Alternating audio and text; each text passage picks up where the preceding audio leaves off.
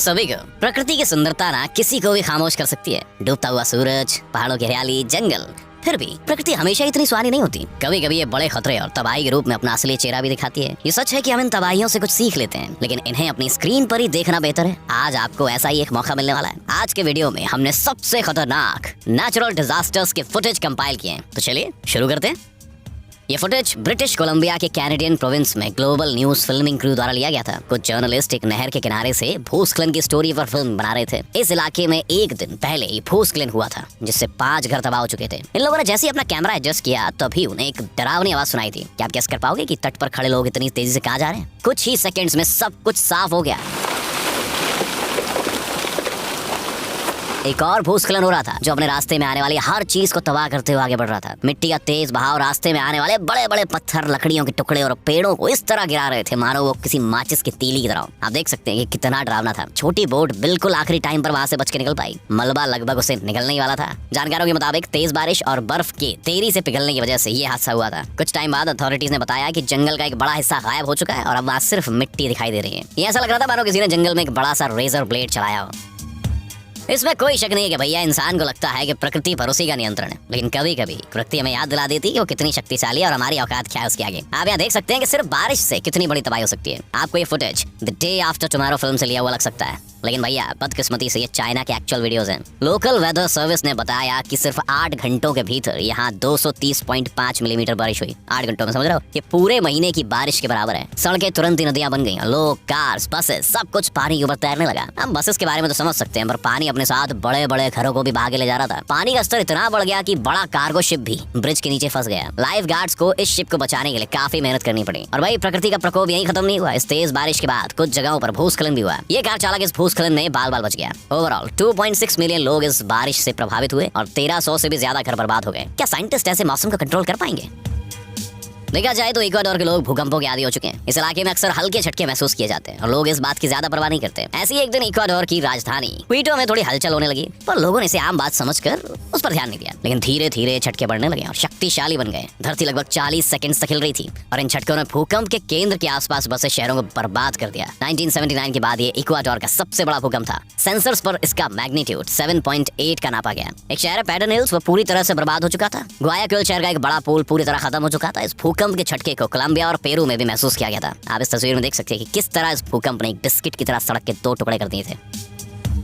किसी वजह से लोगों को वाटर स्पाउट यानी कि पानी के बवंडर से डर नहीं लगता। लोगों को लगता है कि वो आराम से किनारे पर बैठकर इसे देख सकते हैं, लेकिन सच ये है कि ये टॉर्नेडोज बेहद ट्रिकी होते हैं। पहली बात तो ये है कि अचानक आते हैं और धीरे धीरे शक्तिशाली बनते जाते हैं। दूसरी जरूरी बात ये है कि ये पानी से जमीन पर आ सकते हैं और एक तबाही भरा टॉर्नेडो बन सकते हैं। अगर साउथ कैरोलिना के बीच पर आए लोगों को ये बात जल्दी समझ में आ जाती तो शायद ये पहले ही दूर भाग जाते, लेकिन उन्हें इस बात को समझने में थोड़ी देर हो गई और बिल्कुल आखिरी टाइम पर उन्हें अपनी जान बचाने के लिए वहां से भागना पड़ा। इस वीडियो में आप देख सकते हैं कि कैसे कुछ ही सेकंड्स में हल्के से चलने वाली हवाएं खतरनाक टॉर्नेडो बन गई। अगर आप अपने वेकेशन पर ऐसा कुछ देख लें तो जल्द से जल्द एक सुरक्षित जगह पर जाकर छिपना ही बेहतर होगा। आप प्रकृति के साथ नेगोशिएट नहीं कर सकते भैया, पहले बता रहा हूँ। उसके पास कोई भावनाएं या फीलिंग्स नहीं होती और वो जब चाहे तब सब कुछ बर्बाद कर सकती है। मानो प्रकृति हमसे कहती है कि आपने एक नया घर बनाया, मैं कुछ ही सेकंड्स में से मिट्टी के ढेरों में बदल दूंगी। तो भैया ब्राजील के ओसास्को शहर में ऐसा ही कुछ देखने को मिला। जिस आदमी ने वीडियो शूट किया वो आराम से घर की खिड़की से बाहर देख रहा था। तभी अचानक एक भूस्खलन ने सैकड़ों लोगों से उनका घर छीन लिया। एक्सपर्ट्स कहते हैं कि मजबूत कंस्ट्रक्शन से आप ऐसी तबाही से बच सकते हैं, लेकिन क्या हम कभी प्रकृति की ताकत का अंदाजा लगा पाएंगे? प्रकृति ने इंसानों को कई बार हराया है, लेकिन कभी कभी इंसान भी इसका डट के सामना कर लेते हैं। अब आपको ले चलते हैं भारत के उत्तराखंड में और देखते हैं कि किस तरह एक बस भूस्खलन के प्रकोप से बच गई। यहाँ आप देख सकते हैं कि इन पहाड़ों से आ रही मिट्टी की बाढ़ ने इस बस को अपनी चपेट में ले लिया। कुछ लोग कह सकते हैं कि बस ड्राइवर को ना गाड़ी वहां से पीछे निकालनी चाहिए थी, पर इस बात की पूरी आशंका थी कि पीछे भी वो इस बाढ़ की चपेट में आ सकता था। गजब, माय गॉड, फिर जाएगी नीचे वो। लेकिन बस ड्राइवर के दिमाग में कुछ और प्लान्स थे। उसने उस मलबे पर गाड़ी को ठीक से कंट्रोल किया और मिट्टी के साथ बस का संतुलन बनाए रखा। इस दुर्घटना में किसी को कोई चोट नहीं लगी। सिर्फ एक ही प्रॉब्लम थी कि अब बस को गहरी खाई से ऊपर खींचना था।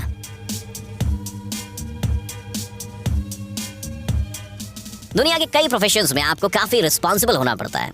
एक ड्राइवर का काम भी उन्हीं में से एक है।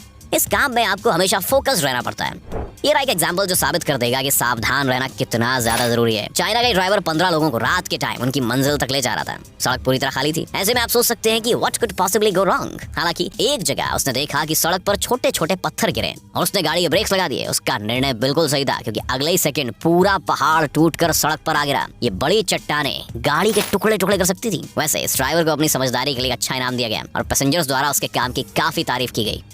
हमारा जो अगला फुटेज है ना, कमजोर दिल वालों के लिए बिल्कुल भी नहीं। अभी भाग जाइए। पहले आपको थोड़ी जानकारी देते। ये घटना चाइना में हो रही तेज बारिश के कारण हुई थी। चाइना के दक्षिण में हुआनजियांग शहर में बाढ़ से भारी तबाही हुई। पानी का स्तर इतना बढ़ चुका था कि इसने एक तेज बाढ़ का रूप ले लिया। पानी का बहाव अपने साथ पेड़, लकड़ियों के टुकड़े और इस औरत को भी बहा ले गया। इस औरत ने जैसे तैसे एक लकड़ी के टुकड़े को पकड़ रखा था। हम उसके चेहरे पर उसके हुए शारीरिक और मानसिक आघात को समझ सकते हैं। थोड़ी दूरी पर कुछ लोगों ने इसे देख लिया और एक पूल से इसके लिए लाइफ लाइन फेंकी, लेकिन ये औरत उसे पकड़ नहीं पाई। लेकिन खुशकिस्मती से इसके कुछ ही देर बाद लाइफ गार्ड्स ने एक छोटी बोट से उसे पानी से बाहर निकाल लिया और इसकी जान बचा ली।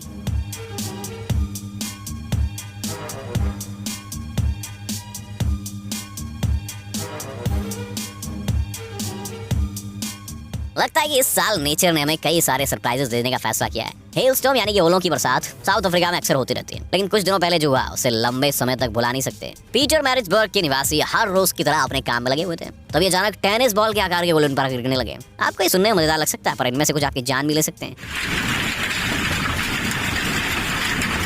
इन फोटोज में आप देख सकते हैं कि इनमें से कुछ बेहद शार्प है। It's a real weapon of mass destruction. ये बारिश कुछ ही मिनटों के लिए चली, लेकिन इसने लगभग 18 घरों को और कई कार्स को भारी नुकसान पहुंचाया। हालांकि जब ये सब खत्म हुआ तो कई लोग सड़कों पर आकर इनके साथ खेलने लगे। लेकिन अगर मैं वहां पे होता ना आपके साथ, तो बिल्कुल भी आपको ऐसा करने की सलाह नहीं देता, क्योंकि नेचर कभी भी अपना रंग बदल सकता है। अजीब बात यह है कि साउथ अफ्रीका के मेटेरोलॉजिकल सर्विस ने इस बात पर कोई कमेंट्स ही नहीं किया।